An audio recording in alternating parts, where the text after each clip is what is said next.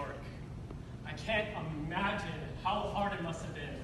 I mean, imagine living in a time when you couldn't unlock your smartphone by looking at it. This is a true testament of his hardships.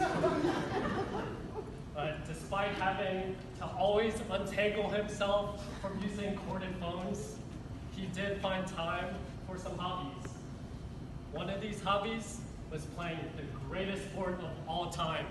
Are there any guesses what that sport may have been? Badminton. Cribbage. Tennis, yes. He loved tennis so much that upon having his first child, he decided that he was going to form a tennis superstar.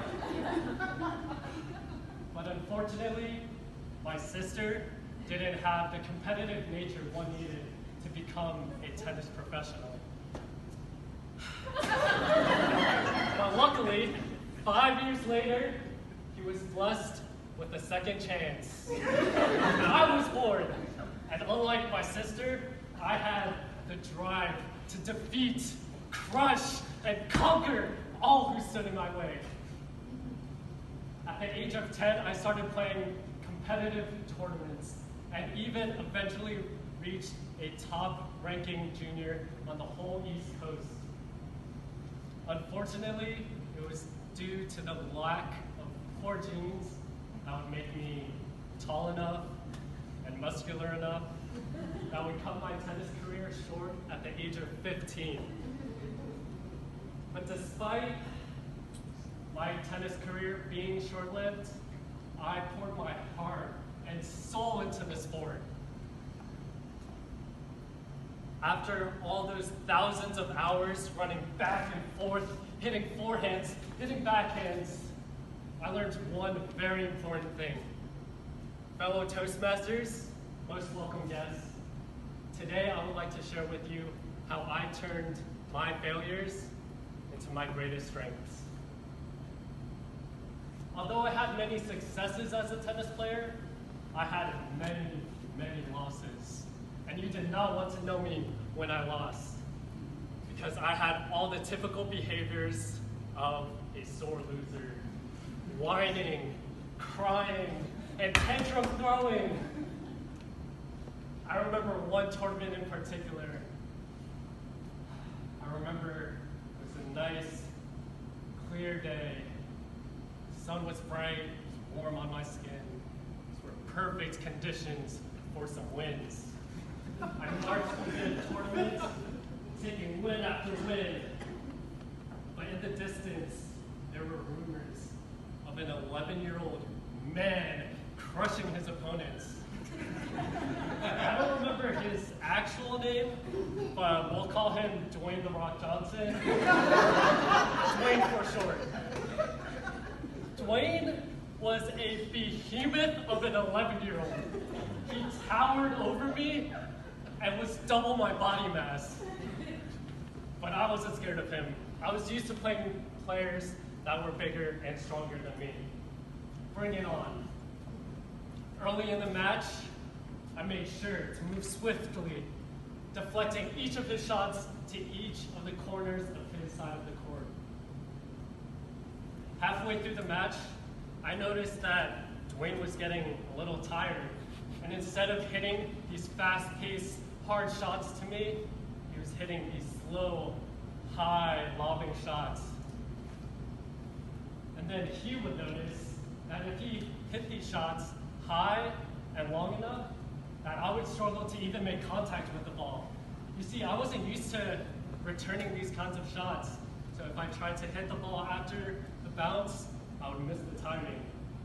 And if I tried hitting the ball, backing up, waiting for it to come down and fall, my racket would get stuck on the back fence. For the rest of the match, the torturous and evil Dwayne "The Rock" Johnson kept ballooning these balls to my side of the court. I lost that match and began to throw my wildest tantrum. But my mom was quick to calm me down. And after I calmed down, my mom asked me, what was your greatest weakness? I said, I couldn't return those lob shots that he kept giving me. What is your greatest strength then, Hunter? Well, my forehands are pretty good. No, Hunter, your greatest strength is failure. She explained to me that only from this loss would I have learned what my actual weaknesses were. From then on, my mom made it a point to rejoice every time I lost a tournament. This would make me so mad. But I understood what she was getting at.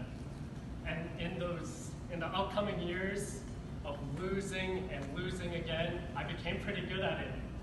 I even kept a journal of what to practice every time I lost a match so I could come back taking a rightful win. Now, I don't want to paint the picture that I enjoy failure. In fact, if I lose this speech competition today, I'll start whining, crying, and throwing the most wild tantrum you've ever seen. But I have learned that failure is a catalyst to my success. I learned to make the most out of failure is to grow from them and learn from them. Fellow Toastmasters, most welcome guests, failure is a part of everyone's life. And I encourage you all to lean in towards those failures and think about how you can turn those failures into your greatest strengths. Madam Toastmaster.